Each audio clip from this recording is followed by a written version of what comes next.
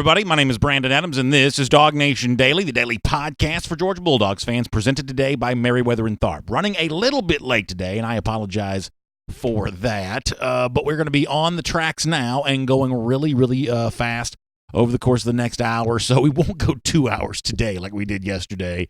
We did kind of, I guess, that's about as long a DawgNation Daily as we've done, but we want to try to stay on the air for everything that kind of went down yesterday. So we had a good time doing that. Today, a little bit more of a traditional schedule. We will make some more time at the end, though, for your comments as a part of our R.S. Andrews cool down. And when we begin the regular broadcast in a minute, I'm going to kind of explain how we're going to try to divide this up over the next couple of days, because we really kind of have a lot to talk about, and it's almost more than you can do in just one show. So we'll have some fun with all of this today. A lot of recruiting. Mike Griffith going to be with us today. We'll do some more of the on-field team stuff with him, what Kirby said about Todd Monken yesterday, what Kirby did not say about how that 10th assistant coach will be filled, how Jamie Newman fits into all of this. We'll do some of that with Mike Griffith here. Mike also had a chance to spend some time with one of the latest UGA signees. We will touch on that, and I guess our obligation dictates we must spend at least a couple of seconds talking about what happened with the basketball team last night. So we'll do that with Mike Griffith too. Not a fun conversation, but we'll do some due diligence on that just to say that we did. But it's going to be a great show. Lot to celebrate with UGA. Number one in recruiting again. We think that really matters. We'll talk about it now as DawgNation Daily, the daily podcast for Georgia Bulldogs fans, presented by Meriwether and Tharp, begins right now. Today's episode of DawgNation Daily is brought to you by Meriwether and Tharp, your source for Georgia divorce. Find them online at theatlantadivorceteam.com. Presented by DawgNation.com. This is DawgNation Daily, the daily podcast for Georgia Bulldogs fans. Here's your host, Brandon Adams. When you have a lot going on around Georgia football, it seems like that's always the case. There's always a little bit of a challenge for a job like this, because while, it's easy, there's always something to talk about, there's also that kind of challenge of, well, when do you talk about this and when do you talk about that? So the next few days here in our program, DawgNation Daily, presented today by Meriwether and Tharp, are going to be really busy. Today, for the most part, we're going to kind of focus on a lot of the big picture recruiting topics. We'll have Mike Griffith on later on. We'll get more into what Smart said about the new offensive coordinator, Todd Monken, the new quarterback, Jamie Newman. I'll do some more of that on tomorrow's show. And then over the course of the next few days, we will get more in-depth on the guys that officially signed with Georgia for the class of 2020. We'll put the full lid on that, and then we will flip the switch and go 100 miles an hour towards the 2021 class, because Kirby Smart's already been dropping a few hints about what is going to be a big part of that upcoming recruiting cycle. So that's the next few days on our program. But for now, folks, we got some celebrating to do. Georgia, number one again in recruiting. An amazing job. I told Jeff Sintel this yesterday when we were doing Before the Hedge, as presented by Kroger, that for me, as someone who wants Georgia to get the best recruits he can get, as someone who wants to kind of celebrate these great moments for UGA, the recruiting success of this cycle is better for me than when Georgia was number one in the 2018 cycle, because that was kind of coming on the heels of having been in the Rose Bowl, made the college football playoff, SEC champions. It was easy to sort of see that momentum. If anything, you had some naysayers around the Georgia program, that sort of outsider to the bubble of DawgNation who was saying, oh, well, maybe Georgia's slipping a bit. Maybe this Georgia perch that it's been on as it tries to climb its way up towards the top of college football, maybe it's just not quite there anymore. Maybe there was some regression in 2019, foreshadowing even more regression in 2020. Well, yesterday was an emphatic response to that no, Georgia doesn't plan on going anywhere. That famous catchphrase that Smart once used, that Georgia plans on hanging around for a long time and making things very difficult on its rivals in recruiting. And over the course of the next couple of days, one of the things we're going to talk about is, yes, this is the pathway that you travel to ultimately win it all. I know there's still that impatience from some Georgia fans who say, man, this recruiting success is great. In fact, I had some people off air yesterday, just in kind of the general conversation, say, BA, I love seeing all these recruiting wins, but man, when's Georgia going to win a national championship? I understand the impatience about that. We'll do more of this tomorrow. I don't want to do all of this now.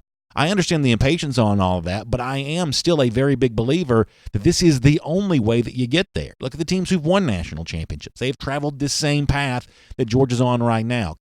Collecting elite talent is the only way to get that done. We'll do more on that later on. For now, Kirby Smart yesterday gave some credit to a lot of different folks. He doesn't view himself as sort of a hero in all of this journey. He doesn't really view himself as the man singularly responsible for how all of this gets done. No, Smart says that there's great infrastructure at place at UGA. And I thought this was really cool because he didn't have to do this. There was no pressing need for this, but Smart nonetheless said, hey, let me also give some credit to our fans because I believe, Smart speaking here, I believe that our fans played a big role in all of this. I thought this was really cool and worth starting our program with today.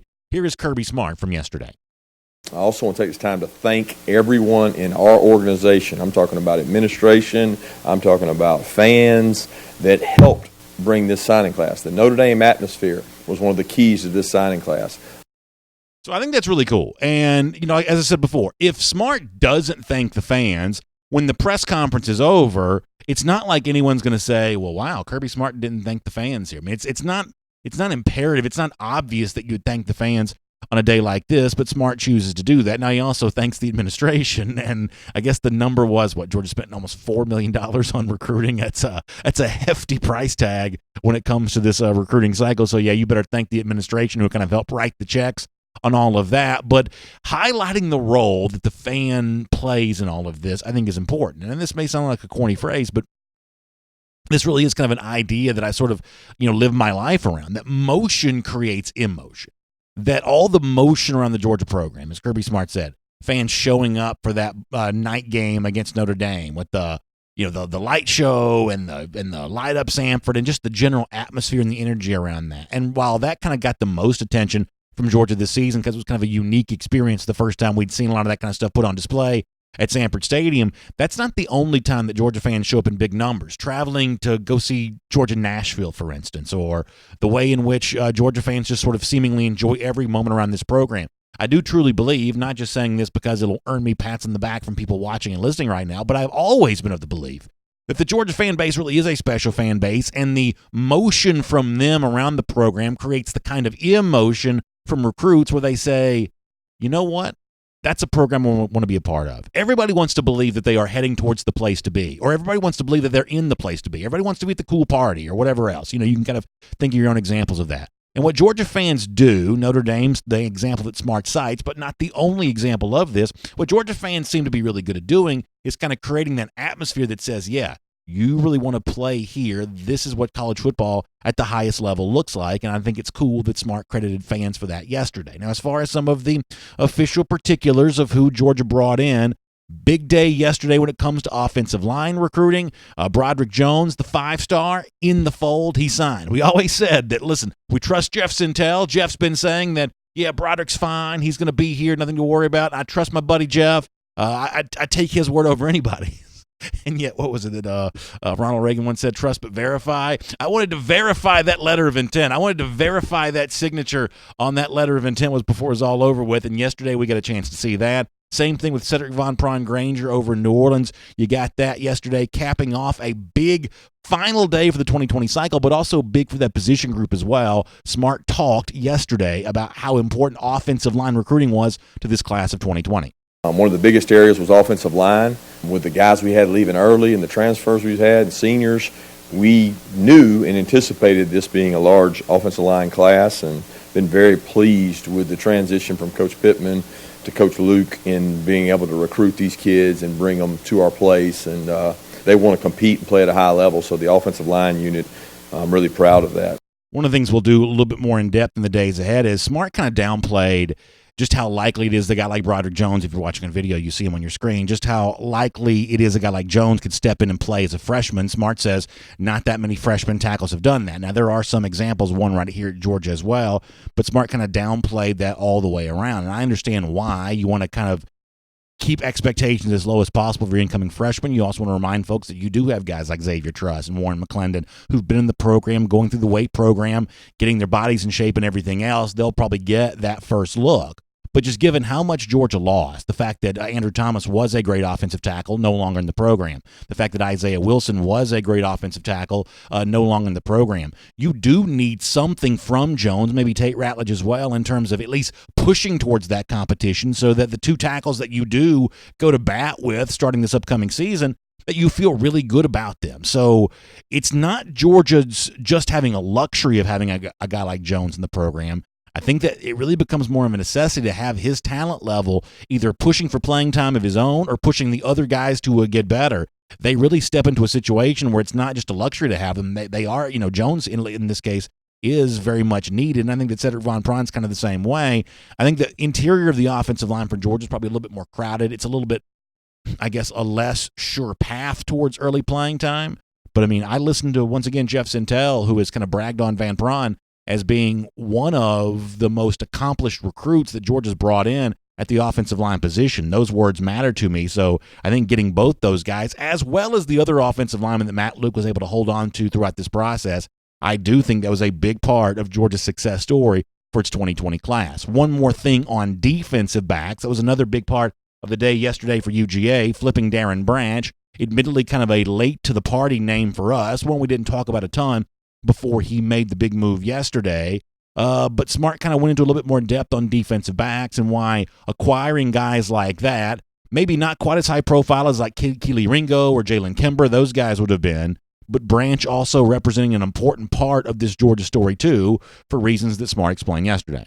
I feel like we got a very complete defensive back class. I'll always reiterate, I think you have to sign 4 to 5 defensive backs a year in order to stay where you need to stay from a depth standpoint. We were very unique last year. We were one of the only teams in the country to play over 37 players, 100 snaps or more on the defensive side of the ball. So a lot of players are playing. We need a lot of depth on that side of the ball. So, yeah, listen, I don't discount that part of this as a big quotient, not quotient's probably the wrong word. I'm not very good at math. A big element in the formula for Smart in terms of, how you have all this recruiting success. He can point to his participation charts at the end of the season and say, look how many guys we played. Look how many guys we got involved. Defensive back is one of those places where you do kind of rotate a lot of guys in and out. At UGA, not so much safety, but obviously the star position, the cornerback, stuff like that. They do find a way to play a number of guys, and they want that depth at defensive back. That's why late in the process, it seemed like Georgia took a look at a lot of defensive backs, and ultimately it's Branch who earns that opportunity to be here and be at UGA. So listen, I think every UGA fan in the world's got every right to pat himself on the back today and say, I helped contribute to this recruiting success, and my program is still acquiring talent at an elite level. No one can rival that. I saw some numbers kind of put out nationally when you kind of look over the course of the last few years, not just this 2020 cycle, but the last few years. At this point in time now, Georgia's out-recruiting everybody by only a narrow margin at the very top, but still no one can say they're doing better. And that is the path that Georgia will eventually travel to a national championship. When will it get there? None of us know. But the patience from UGA fans on the field, I think, will be rewarded. And all the success in the recruiting is the only evidence I need to believe that way. My name is Brandon Adams, and this is DawgNation Daily, the daily podcast for Georgia Bulldogs fans. Hello to you, and thanks for being with us. No matter how you get to us today, live on video, 10 a.m., DawgNation Facebook, YouTube, Twitter, radio at noon on Athens Sports Radio 960 The Ref. Good to be back on the radio in the Classic City again after not being on yesterday. And, of course, podcast form, no matter how you get to them, we appreciate you being here on DawgNation Daily, presented by Merriweather and Tharp today. Now, speaking of our friends at Merriweather and Tharp, obviously on a happy day like this, we're talking about recruiting and all the fun things that go on with National Signing Day. I do realize that's not as much of a fun conversation when you think about divorce.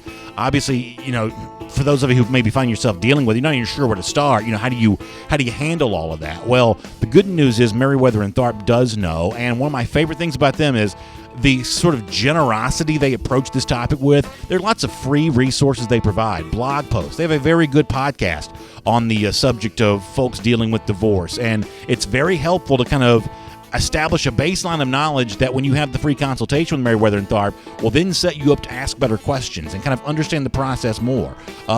Merriweather and Tharp helps clients through difficult times. That may be you right now. If it is, you need them on your side. Please go to this website, theatlantadivorceteam.com. That's theatlantadivorceteam.com. That'll get you in touch with Merriweather and Tharp. All right, here on DawgNation Daily, presented by Merriweather and Tharp today, we'll have Mike Griffith coming up in just a couple of minutes. A lot of the stuff from Smart yesterday with Todd Monken and everything else, we'll do that with Mike here coming up in just a bit. Let me let you hear a little bit more from Kirby right now. Now, interesting stuff coming up on Dejon Edwards here in a moment. Let me start with wide receiver, though. And for the most part, the wide receiver work for Georgia had already been done. You've got Justin Robinson going through as an early enrollee right now. Big expectations for Jermaine Burton and Arian Smith and Marcus Rosemary coming up a little bit later on. And while we're talking about defensive backs being important every year, offensive line in particular being important for Georgia this year, don't forget how important that wide receiver position is in terms of the overall total picture. And, of course, Ladd McConkey, the, latest addition to that, a signee yesterday. Don't discount the importance of that wide receiver group for this 2020 class for Georgia. Here is more from Smart from yesterday. Wide receiver was an area that we had to address. I'm excited about the wide receivers we've been able to make as an addition to this signing class, and those guys are expected to help us. With Justin being here now and also went through a couple bowl practices with us, it's been a big addition to get those guys. Y'all know around here we're really big fans of Terrence Edwards, former UGA receiver. Y'all got to check him out on Twitter. He has put out some good stuff lately. A little bit of an update on Justin Robinson, the kind of physical condition he's gotten himself into since being at Georgia. I know Chris Milton, Kendall Milton's dad, has recently tweeted some similar things. Terrence also had a good video recently of Jermaine Burton doing some real work to get ready for his arrival at Georgia later on this summer. So fun stuff going on with that wide receiver core. Ladd McConkey, I think, is going to be a part of this too. Boy, it's great to be able to see all of that as Georgia had a need at wide receiver and has addressed it really in a big way with this 2020 class. Then finally, there's this. Fun to watch Georgia running back recruiting, and obviously for us, a lot of that's centered around Zach Evans. We'll have more on that topic later on in the program, but kind of below the radar, there was always that relationship with Georgia and Dajon Edwards. Edwards did everything he needed to do to put himself in a position to earn that Georgia offer, earn the chance to be a part of this 2020 class, and he now becomes that second running back in the class, paired with Kendall Milton, who everyone's excited about and everyone has high expectations for. And in the February stories for Georgia, the final names in that 2020 class, Edwards, the running back, as important as anything, and Smart did talk about him a bit yesterday. Getting a second back in this class was key for us. We're excited about the young man we've had. We've known about him for a long time. He's come up to a lot of camps. He plays in what's probably one of the toughest divisions and regions in our total state, and he's played at a high level. And you talk about the people he's had to play against, he's been a really good player, talking about Dajon Edwards. And then obviously Kendall joining us mid-year has been a big addition too. Interesting to hear Smart essentially mention the same thing with Edwards we've mentioned. What validates him as a player is the level of competition he's played against. Colquitt County's an elite program. That Region 1 area down there, probably the deepest region I know of in the country. So he has certainly proven what he's proven against a top-flight level of competition, and it is great to have him in the fold here for the class of 2020 for Georgia as well. So a lot of recruiting storylines. It's going to take us a few days to unpack all of this. But the overall bottom line is what a great day to be a UGA fan as you see Georgia answer some of its needs in emphatic fashion. Number one in recruiting once again. So we'll keep talking about that in the days to come. For now, though, let's kind of transition back. Monken hired. Smart spoke about that yesterday. Jamie Newman, a little bit of an official word on that from Kirby as well. Let's talk to a guy who was there, our buddy Mike Griffith here on DawgNation Daily, presented by Merriweather and Tharp. From Athens and across the SEC or wherever the recruiting trail may lead, here's a DawgNation.com insider. So, Mike, it was kind of one of those dual stories yesterday in Athens when Kirby Smart spoke. There was obviously a lot to be said about the recruits that Georgia brought in and being number one in recruiting once again, but there was also the natural curiosity from Todd Monken being hired, Jamie Newman being brought in as quarterback. And those are some of the topics I wanted to address with you here for a moment. Smart didn't want to talk too much about Monken yesterday, even though he had to have anticipated those questions, nor did he want to really give too much insight into how things may be different with Monken in the fold here compared to how they were prior to his arrival. What did you make of what Kirby said yesterday about the brand-new offensive coordinator? It was typical Kirby. I mean, I actually couldn't stop myself from smiling when he said, I think y'all are expecting some grand speech there that we're going to open this or that, and he basically said it's business as usual. Now, we obviously, Brandon, it's not business as usual. I mean, brought in a dual-threat quarterback and a coordinator that, you know, operated the most prolific pass offense in the NFL and set franchise records. You don't do that if you're going to just pound. It's not going to be Nick Chubb and Sony Michel show.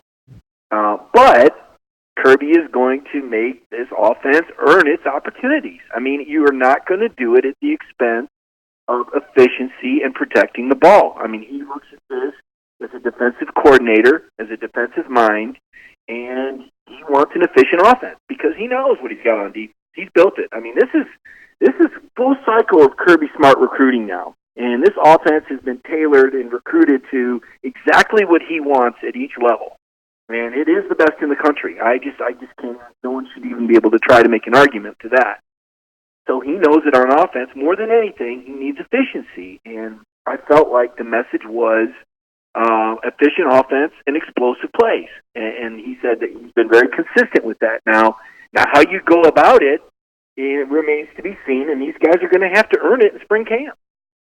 Yeah, I think that's certainly pretty interesting. I told some folks off the air yesterday that what Kirby does is a lot more interesting than what Kirby says about what he does. You know, I think this has been a pretty exciting offseason for Georgia. I think hiring a guy like Monken, who I think of as having real credentials and having a real pedigree and the kind of gravitas needed to kind of drag Georgia offensively where it needs to go, I think that's a really exciting move. Hearing Smart talk about it yesterday is frankly not all that exciting, but that's, as you said before, maybe kind of par for the course for Kirby. A lot of bold action, not always bold words paired with those actions. I thought yesterday's description of his offseason was not nearly as interesting as the actual offseason has been. Right. You know, I'll tell you who I think the key is. Even more than ever, and just, again, speaking the Kirby language is, you know, I've got every transcript, and I pour over every word, BA. I try and interpret this guy. But what he lit up about and what he got excited about is Matt Luke. And I think Matt Luke could be the buffer. I think Matt Luke could be the guy. You know, Kirby said he makes things easier for me as a head coach because Matt has been a head coach before. I think Matt Luke can be the guy that goes to Kirby and says, look, I know Monken is, you know, coming at this from a whole different way, but this is what I like. And, you know, I think Luke is the whole key to the offense. Now, Monken's got the ideas, but does he speak Kirby? I mean, he didn't speak Freddie Kitchens. We know that. We saw how that one turned out, right? And Kirby's got some old school in him now. Kirby reminds me a lot of Gene Stallings and that Alabama staff, and why wouldn't he when you think about where he's from and who he's played for and who he's coached under. I think Matt Luke, BA, is the key. I think Matt Luke is the interpreter that sells Kirby on the degree that the offense must open up, because he'll be the one sitting in the room with Monken while Kirby's on defense. They're going to be at the other end of the hallway, metaphorically, and it's going to be Luke. And I think Matt Luke has Kirby Smart's trust. And so I think that's the thing I'm going to watch for. And another thing I'm going to watch for is, does Matt Luke get part of the title? You know, Monken's the offensive. Could there be a run game, pass game coordinator kind of thing? You know, Kirby made it clear the staff hasn't completely shaken out yet. And he made it sound like that was going to have something to do with the direction of the offense. So I kind of wonder what he's up to because, you know, like I said, I listen carefully, and he's telling us something there. And I can't quite figure out what it is, but there's something there. What did you make of what Kirby said about the new quarterback, Jamie Newman, yesterday? Well, he doesn't want to set the expectations too high. Obviously, they like him. He made it very clear without saying that he was the number one choice. I think it became very clear when he said there was a pool of 30 to 40 guys, and as soon as Jamie Newman was in the portal, which was December 31st, they made contact immediately. This was the guy they wanted.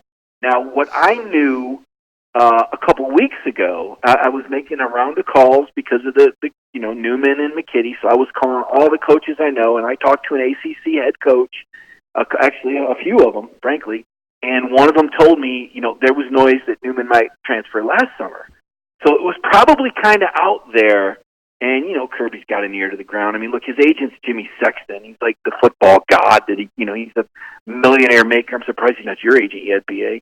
But Sexton knows everything going on, and so they probably knew that there was a chance Newman could leave after this year. I was impressed that Georgia was that aggressive because, yeah, we knew there was a chance Jake Fromm would leave, but I guess I didn't really believe it till it happened, just to be honest with you. My gut feeling kind of shocked me. I didn't realize that the social media and Twitter would, but I think this is the guy they've had their eye on for a long time. That's what my feeling was coming out of that.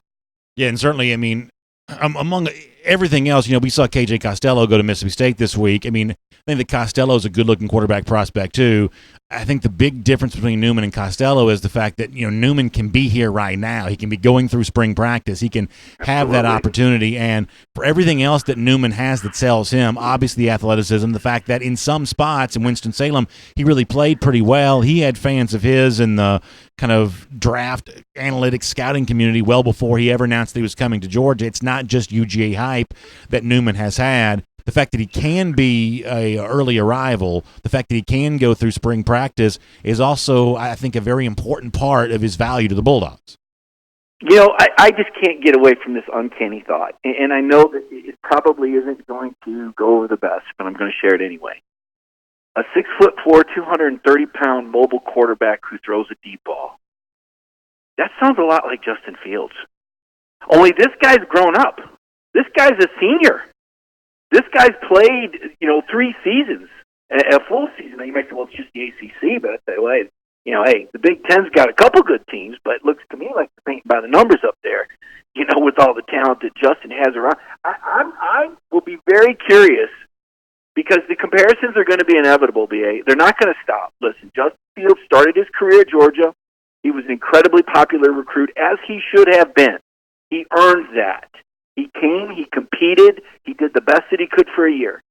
Georgia fans aren't going to suddenly forget Justin Fields now that Jake Brown's moved on. Oh, no. They're going to be watching, whether they talk about it or not, or whether they want to write about it or not, it's a whole different matter.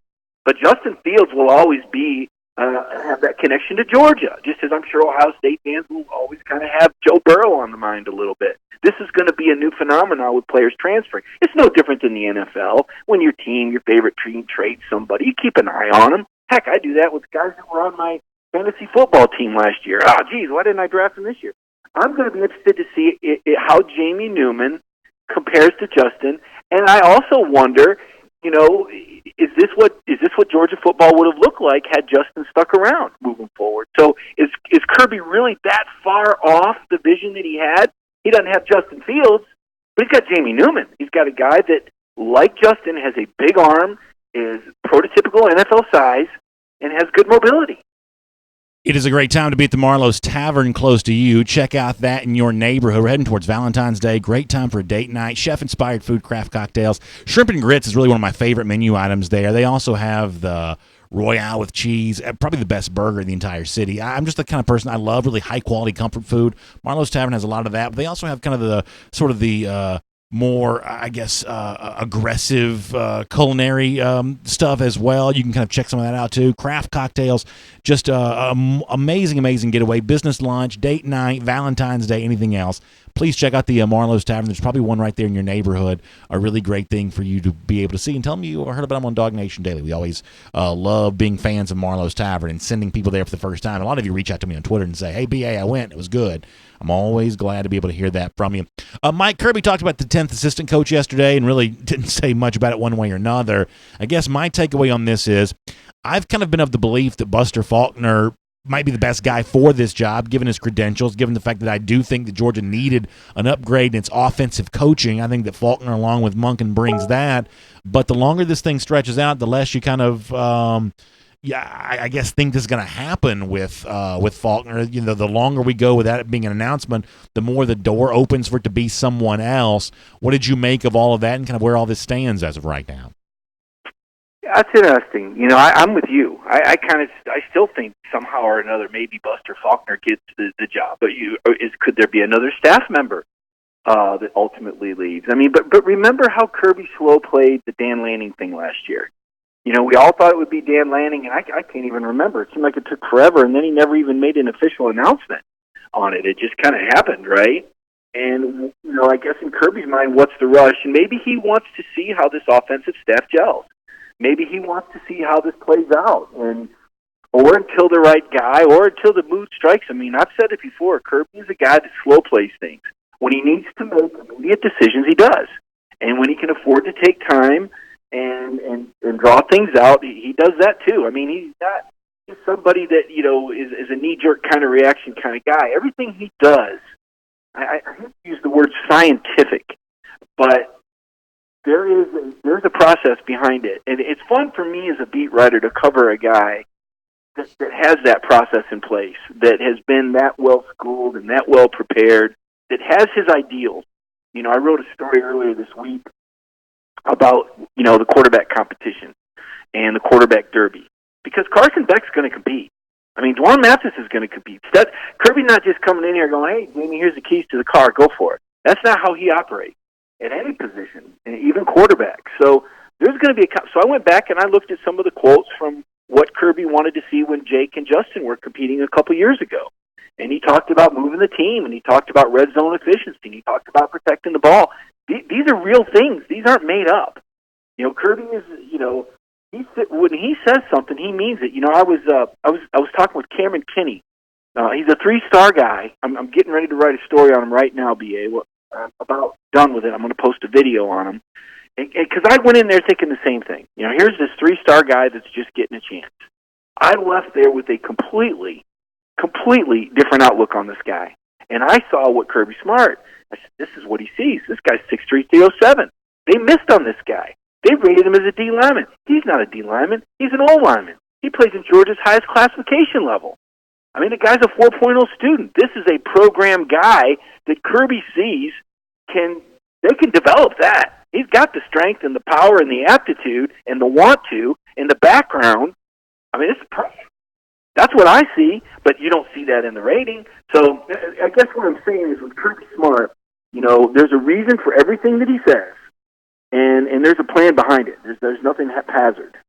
Yeah, you spent some time with Kenny yesterday. Tell us a little bit more about what you learned from being with him there at Collins Hill High School when he kind of had his ceremony to make official what had already been essentially made official, his signing with Georgia. What did you make of getting a chance to spend some time with Kenny? Well, this isn't just a warm and fuzzy story about an in-state guy that Kirby decided to give a chance to. That's just not how he operates. He's not that teddy bear guy. He believes this guy can play. And after talking with him and his coach, Lenny Gregory, Lenny's a guy that was an all-league guy at BYU, a defensive lineman. I mean, he played big-time football himself. And in Collins Hill, you play the best. You play the best around you, and he's seen Cameron compete against guys going to SEC schools. Now, why did everybody miss? Well, everybody didn't. I mean, the Air Force, but Iowa State. I mean, there were some other programs that saw, but from what Lenny said, they wanted a tall offensive tackle kind of guy. And Cameron goes 6'3", 307. He's not 6'5". And I think he didn't fit the mold. And I don't think he was real aggressive on the camp circuit. He's just a guy that kind of did his business and trusted the process. And so when Georgia called, January 3rd, Todd Hartley calls, and they're like, look, we love the film on this guy. Why is he still out there? They're asking the same question. Why is he still out there?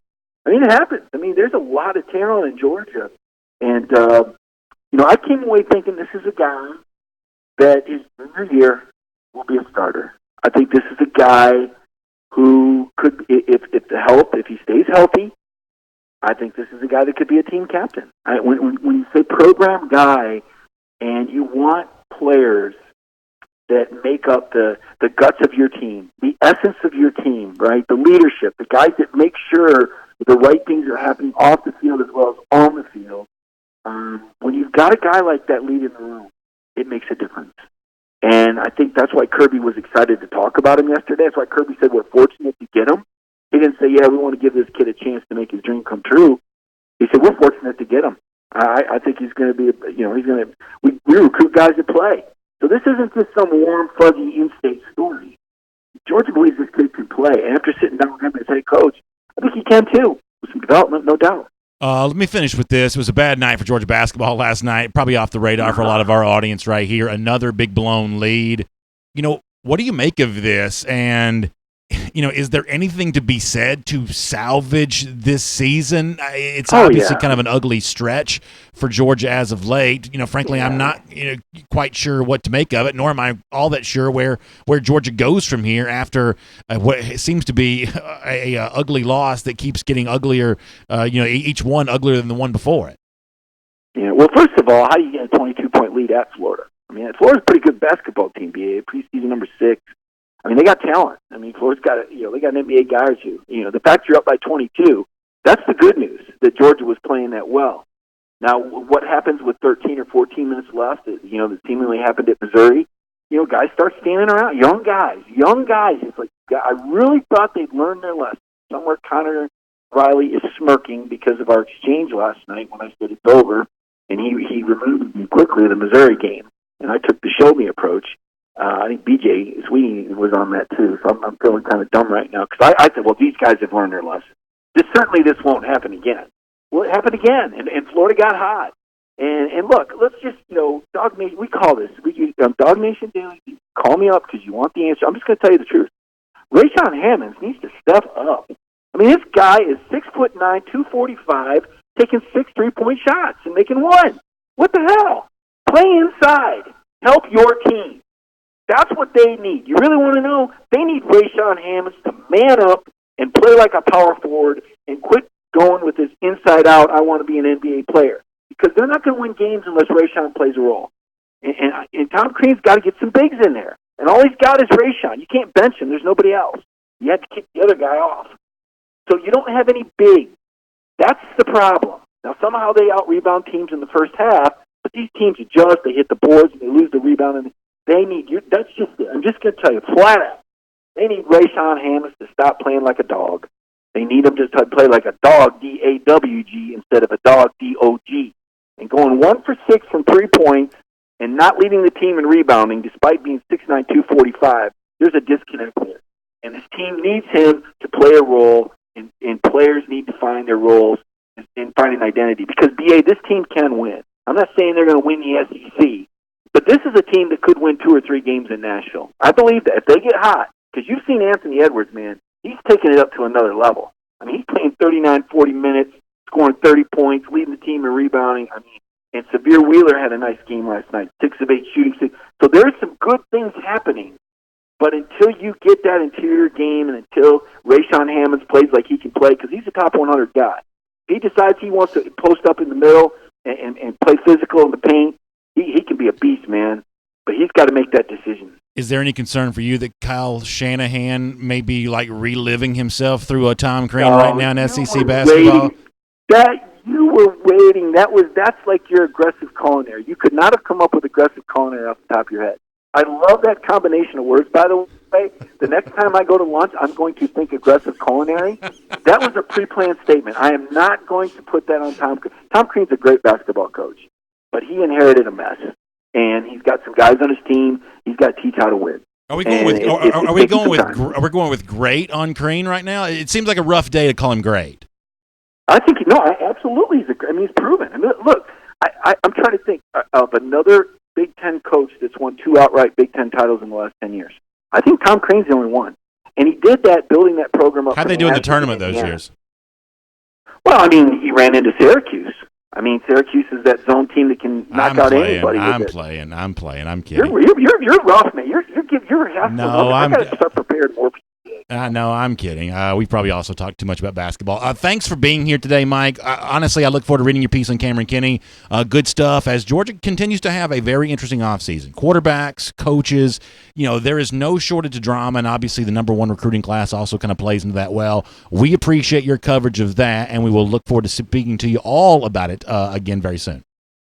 Despite what Kirby says, yes, it has been a fascinating night. Thank you. Good stuff, Mike. Thanks. Let's take a look around the rest of the league. This is SEC Through.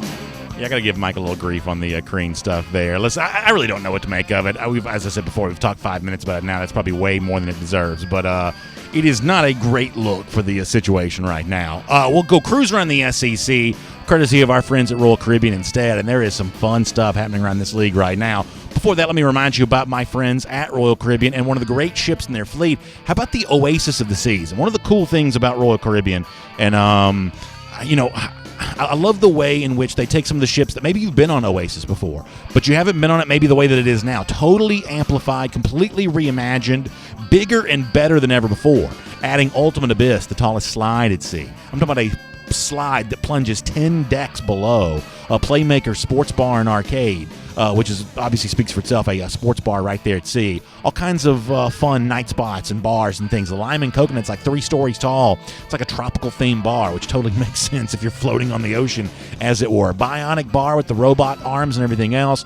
You need a vacation. The boldest vacation you can choose is Royal Caribbean. So contact your travel advisor. Say, we got to get going on this now to take advantage of a great time to be at sea. Or let me give you this recommendation. My friends at the Cruise and Vacation Authority. You can call them at 800-326-4971. That's 800-326-4971. The Cruise and Vacation Authority. Let them know you heard about them right here on DawgNation Daily. So yesterday, before the hedge was presented by Kroger, and I kind of stirred up trouble on this, and I'll do that again right now.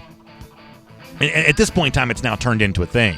Yesterday, it was just sort of a minor delay, and we didn't really sure what it was going to be. But as they say in the industry, press time, the letter of intent for Jordan Burch has not been received by South Carolina. There's all kinds of chatter coming out of Columbia about what's going on here and the role that a parent may be playing in all of this. A lot of this is sort of the official variety. Some of this is just sort of outright rumor mongering, and listen, that's just par for the course when it comes to recruiting stuff on this. Kind of joked yesterday that this is like the football recruiting version of he's just not that into you. Somehow, some way, someone in the Burch family is just not that sold on South Carolina, even though every time there's a public proclamation, Burch always steps up in front of a microphone and picks South Carolina. I believe he'd do that every single time. You kind of put him in front of a camera and a microphone there in Columbia, but never quite following through with that after the fact. So I don't know what you quite do with this. Obviously, this is a huge one for Muschamp because of the fact that that Burch is right there in his backyard. But how does this all play out? I still don't have any reason to believe that Georgia is a factor in this at all. The truth is we just had too much reporting at DawgNation.com late in the process, and goodness knows this is not what UGA fans want to hear, so it's not like we'd print this unless it was absolutely true. Burch just did not have Georgia ranked near his top. So if somehow he wriggles free from South Carolina, I just don't know that there's any way, shape, form, or whatever that Georgia would be the school that benefits from that. But it is still interesting to kind of watch this play out for right now. South Carolina trying to get Jordan Burch to sign, maybe Burch or someone in his camp thinking elsewhere.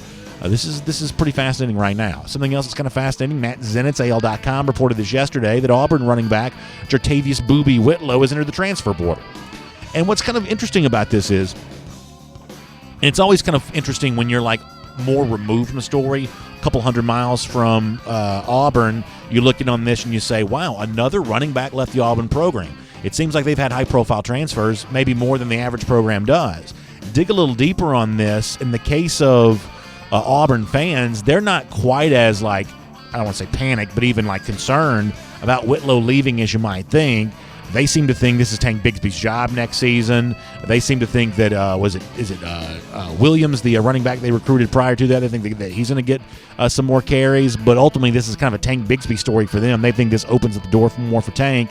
Whitlow dealt with some injuries. It sounds like Auburn fans weren't completely happy with him when he was healthy. And maybe this is Chad Morris trying to put his stamp on the program in terms of how they're going to use running backs going forward. Seems weird that Auburn keeps having this many transfers, but for the most part, the Auburn fans that I've heard from on this have not been all that panicked about it. I tell you who should be panicking, that's Florida. Ugly, ugly day for the Gators yesterday, and I loved it. Eddie, our buddy here on the unofficial mascot for DawgNation Daily, presented by Meriwether and Tharp, he loved it. Avante Williams spurns Florida for Miami. No one saw that coming. Ashad Clayton, the running back, chose Colorado over Florida. When you can't flip a running back from the Buffaloes, even with Mel Tucker as the coach there, not a great look. Tough scene for Florida to lose a recruiting battle to Georgia Tech when it comes to Jahmyr Gibbs, the running back from Dalton, who kept his pledge there to the Yellow Jackets instead of going to Florida. They lost the athlete from Alabama to Tennessee.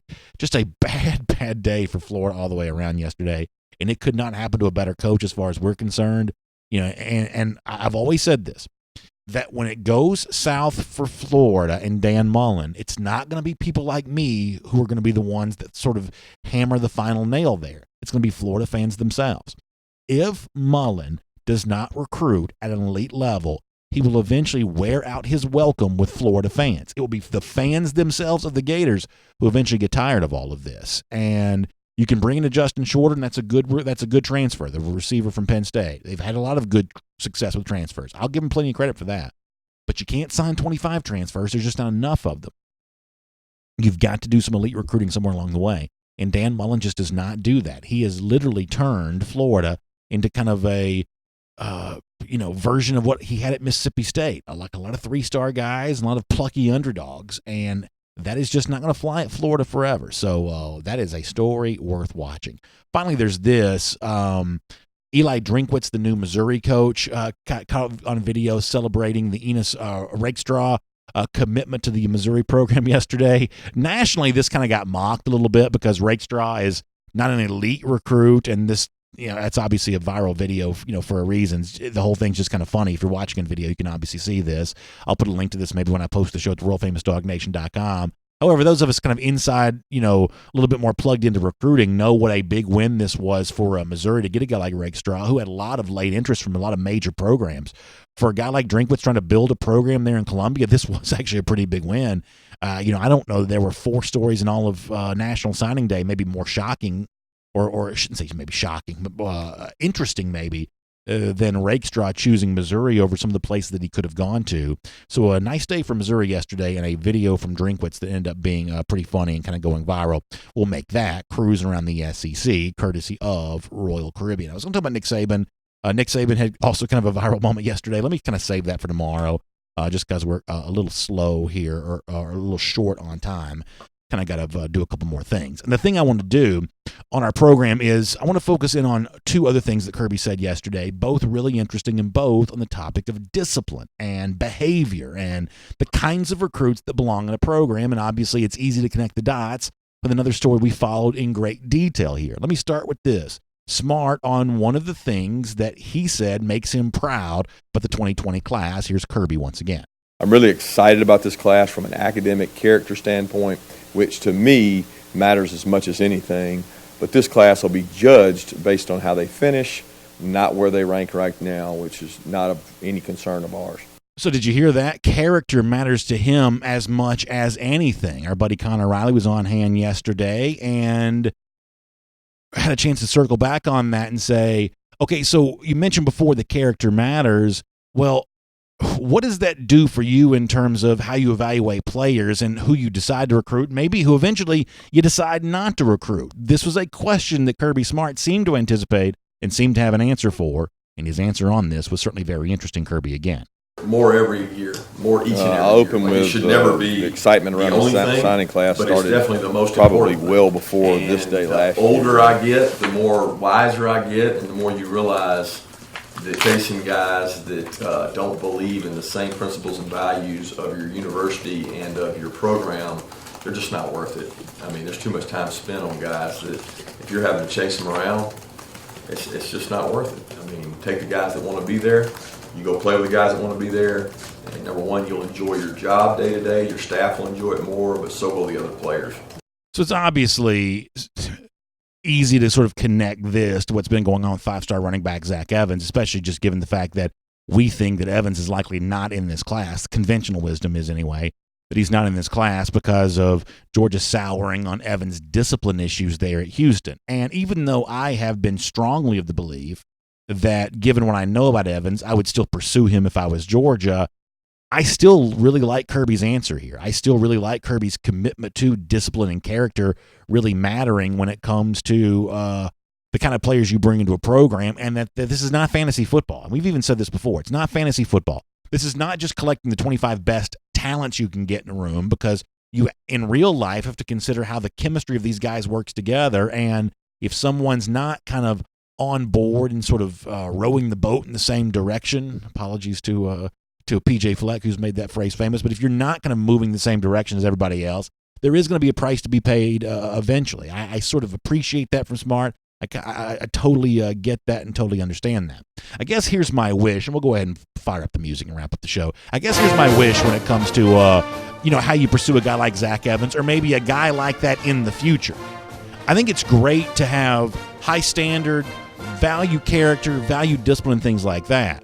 But hopefully it's the kind of thing that becomes a ladder to raise people up more so than a mallet to hammer people over the head. Because I think one of the things that you can see with certain people sometimes, certain players sometimes, especially when they're young, especially prior to being in college, is that as a coach, when you say, we have a high standard and we're not going to bend that. We have high, desires and demands for discipline and accountability, and we're not going to lessen those. What ultimately can happen is you can see players kind of rise to that level, rise to that occasion. Those high standards are not necessarily a dividing line to keep players out, but a welcome sign to bring players in. So one way or another, we wish all these guys well in the future, Evans included. Strong statement from Kirby yesterday. By the way, Gatorade Updater, 1,195 days. We'll see you tomorrow. DawgNation Daily, presented by Merriweather and Tharp. And on video, I guess let me say one more thing on Evans here, and then we'll kind of move on. I wouldn't be so sure that what Smart said yesterday is necessarily the final chapter in this when it comes to Georgia. It may very well be. He may have already been disqualified from Georgia. But I don't know that Smart saying what he said yesterday, even though most people will connect it to be about Evans, I don't know that necessarily means that that there will never be a place for him. But we'll see. R.S. Andrews cool down for now. Air, heating, plumbing, electric. DawgNation would trust R.S. Andrews with all those things for us. If you've got a water heater that's messed up, electrical issues, sometimes the electrical outlets seem to be doing something they're not quite supposed to be doing. Well, R.S. Andrews can take good care of you on all of that. But you've got to find them online at rsandrews.com. All right, let me do some comments here. We'll start on Facebook first. We got time for about 10 strong minutes of comments, and we'll roll through and get as many as we can, and then we shall sort of see how it goes after that. Give me just a second to pull this up. For some reason, it's going slow. I'm not quite sure what that's about. That's going slow. Let me try YouTube for a second because my Facebook was going pretty slow. And hope all of you are doing well and basking in the glory of being your team number one in recruiting once again. Scott Harris says Evans will be a locker room problem guaranteed. So here's my only point. I don't want to spend the whole time talking about Evans, but here's my only point. I don't think anything's a guarantee. As I said before, I think it's great to have a high standard for discipline and accountability, and I think the best way for that to be used is to sort of bring people along and sort of build them up. It's not a guarantee that someone like that wouldn't respond to the high standard that Georgia has in place. If anything, we see some public evidence where Evans has been doing that. Remember the apology, the Under Armour All-American game? Maybe it's too little too late, or maybe it's not quite enough in terms of embracing, personal accountability. But Evans, I think, at least our public indication is he certainly seems to get the fact that Georgia's got some requirements, that Georgia's got some expectations. He seems to get that. And by the way, even in the understanding and the knowing of all of that, there's no public indication whatsoever that Evans has ever soured on Georgia. Even throughout all of that, there's no public evidence of that. So you say he'll be a locker room problem guaranteed. Someone who's had issues in their high school could certainly have a possibility of having that, but I would stop short of saying that it's a guarantee. Green Soldier says, why does the offseason talking season always build up Florida? They didn't show me anything in 2019 that has me worried about Jacksonville. Am I missing something? So think about this for a moment. If you ever watch First Take with Stephen A. Smith or the Fox show with Skip Bayless, notice this, and this will give you all you need to understand about how sports on TV works. Who is Skip Bayless's favorite team? It's the Dallas Cowboys, right? And doesn't Stephen A., doesn't he hate the Cowboys or something? And, Skip Bayless sort of famous for always criticizing LeBron James. They're really only a small handful of teams that these Stephen A. and Skip Bayless and all those guys, only a small handful of teams they even talk about. You have to have a big opinion about the Cowboys because the Cowboys have the most fans. You have to have a big opinion about the Los Angeles Lakers. It can be positive. You can love them or you can hate them. But you have to have your biggest opinion about the biggest team. Lakers probably the most popular NBA team. Knicks would be kind of the same way. And you kind of see Stephen A., I think, is a little bit of a Knicks fan or whatever. I mean, so whoever the most popular teams are, the most popular players are, that's who your biggest opinions have to be about. So when a team like Florida has been off the radar, it will always be good business from a national media standpoint to say, this is the year that Florida gets it back. There'll always be a lot of Florida fans who respond to that. And even some non-Florida fans at least know who Florida is, so that's a conversation that makes some sense. There's another team that's going to get some off-season buzz here this year, like Iowa State. Matt Campbell, assuming he stays at Iowa State, but Matt Campbell, a really good coach. There will be very little Kirk Herbstreit saying, watch out for Iowa State. Very little, Feinbaum show, talking about Iowa State or just whatever example you want to give. Iowa State really might be a program on the rise, but it's not necessarily good business to say that. Florida might or might not be on the rise, but it'll always be good business to say that. I've joked before about the line from Arrested Development. There'll always be money in the banana stand. There will always be money in saying high-profile team with a lot of fans who hasn't quite been good lately is about to start getting better. That will always be good business in sports media. And so that explains why the Florida on the rise narrative kind of pops up each and every year. And by the way, if Georgia were off the radar for a few years, Georgia would also be a candidate to be the sort of popular, y'all watch out for Georgia in whatever year this might be, because it is good business to tell Georgia fans their team is going to be good. And it is good business to tell Florida fans their team is going to be good. And so that's where all of that comes from. I'm going to try Facebook again here in a minute. Croking123 says, let's not go too far in on Evans, please. I have no idea how bad things are with Evans. None of us do, but whatever he has done, we shouldn't just jump on him. Totally true. I guess, Croking, can we agree on this? Let's not get too in on him. But I also get a little, frankly, disappointed when Georgia fans are so quick, media types sometimes, so quick to sort of trample all over him because he's had some trouble in high school. We are very slow to give up on anybody. And I have said this very, very clearly. I don't want him to go to Florida. I don't want him to go to Tennessee. But I want college football to have room for guys like this because I'm a huge believer. This is not just me being corny. It's not just me being, naive. I'm a huge believer in the power of college football to be transformational for the guys who get a chance to be a part of it. And I am fearful of what life would be like for so many players if they didn't have something like football in their life. So I'm just slow to give up on anybody.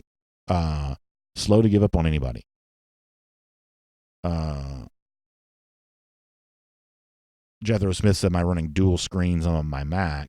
Yeah, that's typically how we do this. For some reason, Facebook just going slow today. Let me just get out of Facebook and start all over. There. No. All right, let me pull this up again. Y'all give me 1 second. I got to give the Facebook folks some love, but Facebook was not cooperating a minute ago. All right, let's try this one more time. And once again, I apologize for making you all wait here. This is really quick. All right, let's just try this one. Here we go. Now we're in. Robert Barnes says, I'm wrong when it comes to Evans. Well, I've been wrong plenty.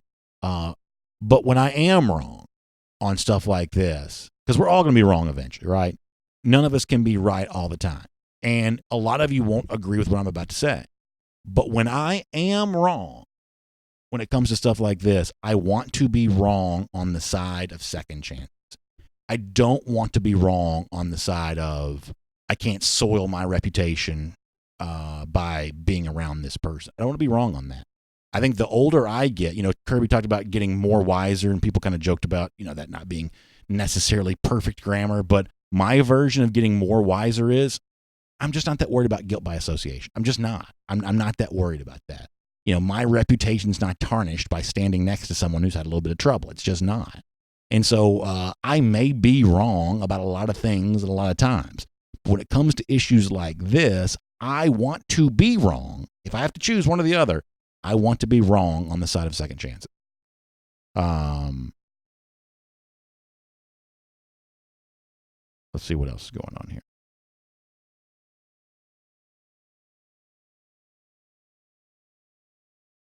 I'm trying to find some new topics to discuss.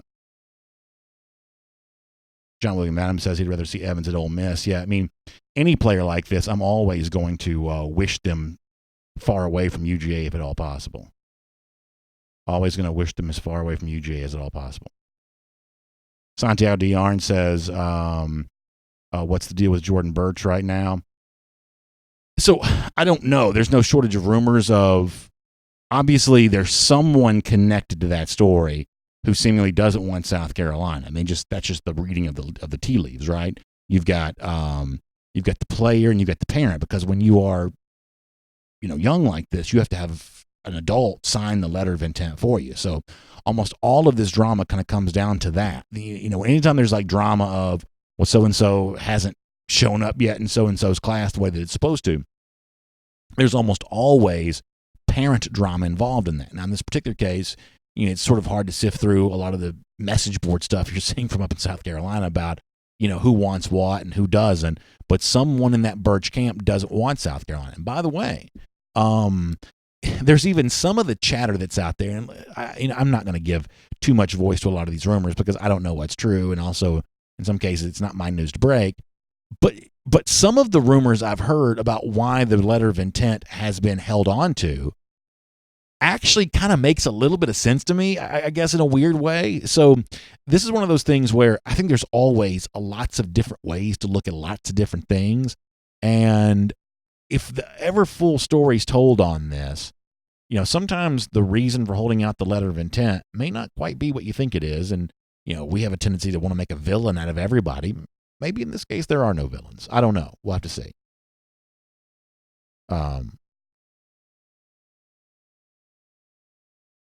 Bobby Leather says he doesn't think Birch wants South Carolina. That's certainly a possibility. I think it's really, really hard when you're in your hometown to tell people this is not the place that I want to go. That's just really, really hard. It's a hard thing to do. And especially when there's like a lot of media attention and things like that.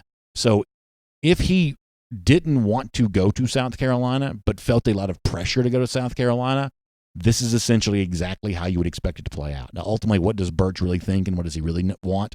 I'm not really sure. But it would be very easy for me to believe. Because listen, a lot of us don't like telling people what they don't want to hear. A lot of us kind of avoid tough conversations sometimes. In that standpoint, Birch is no different than anybody else really is. So if Birch was feeling pressure to go to his hometown school, but didn't really want to, this is how that would play out.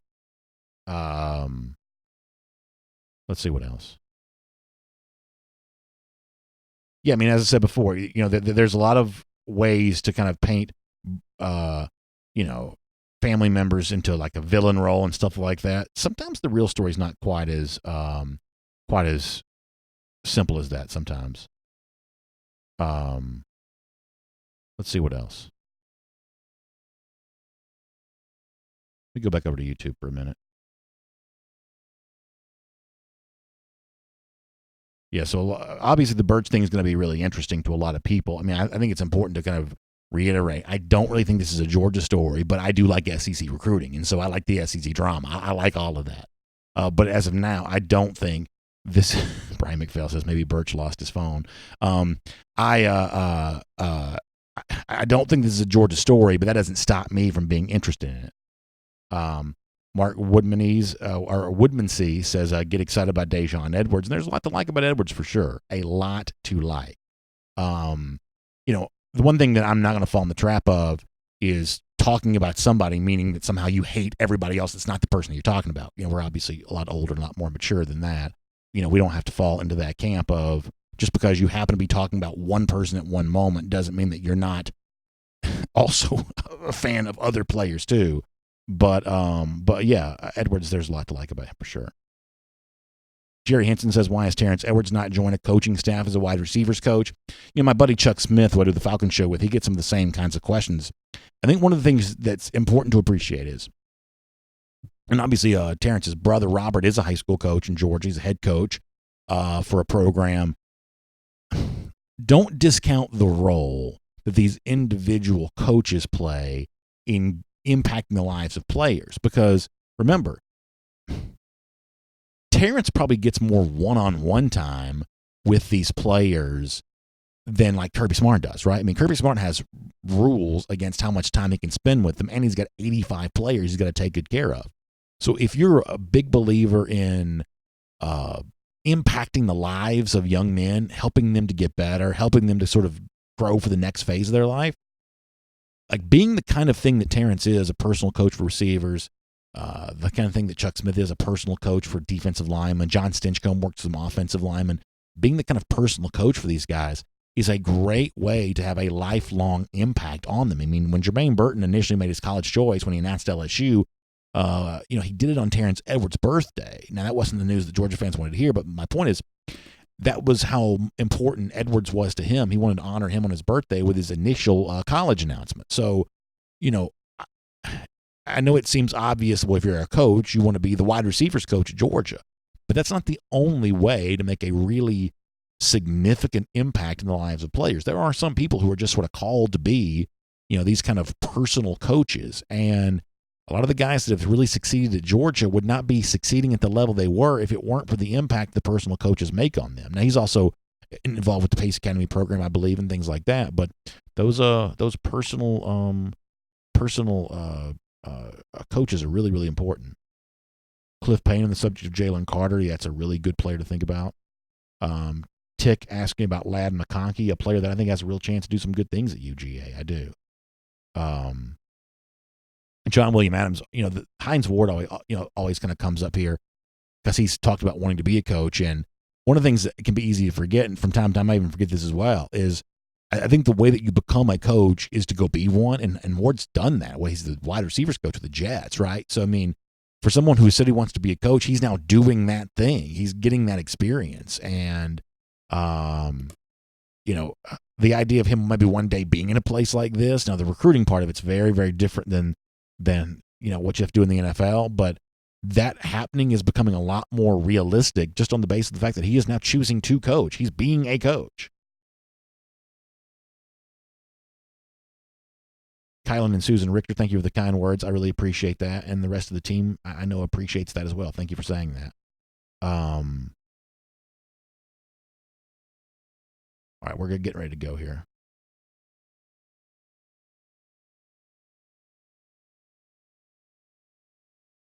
Greg Baker says, who do you think will be the most impactful preferred walk-on? That's a great question. I'm not sure. But I do love the way in which Kirby has upgraded that level of talent for Georgia the same way he has with the 85 scholarship guys. In Georgia, the state, not the university, is in a cool position of being able to give guys a lot of different ways to pay for their school. And so for the most part, if you're Hope Scholarship, things like that, your preferred walk-on experience probably isn't all that different than the average scholarship player. You're not traveling to away games and things like that, but your experience at UGA can still be a really good one. So, it's difficult to make a prediction about who makes an impact greater than someone else from that role.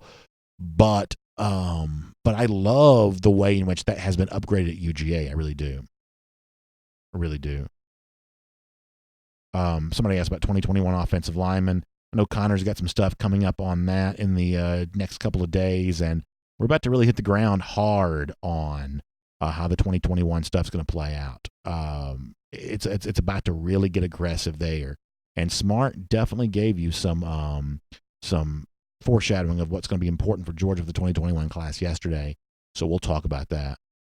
All right, let's get ready to go.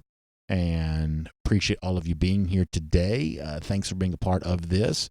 By the way, make sure you check out the AJC for Atlanta News Now.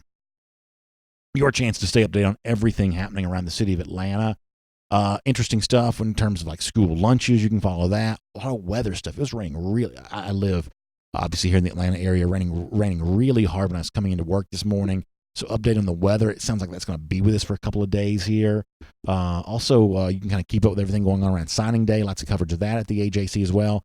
Atlanta News Now at AJC.com. Also, huge thanks to R.S. Andrews for making the R.S. Andrews cool down for you.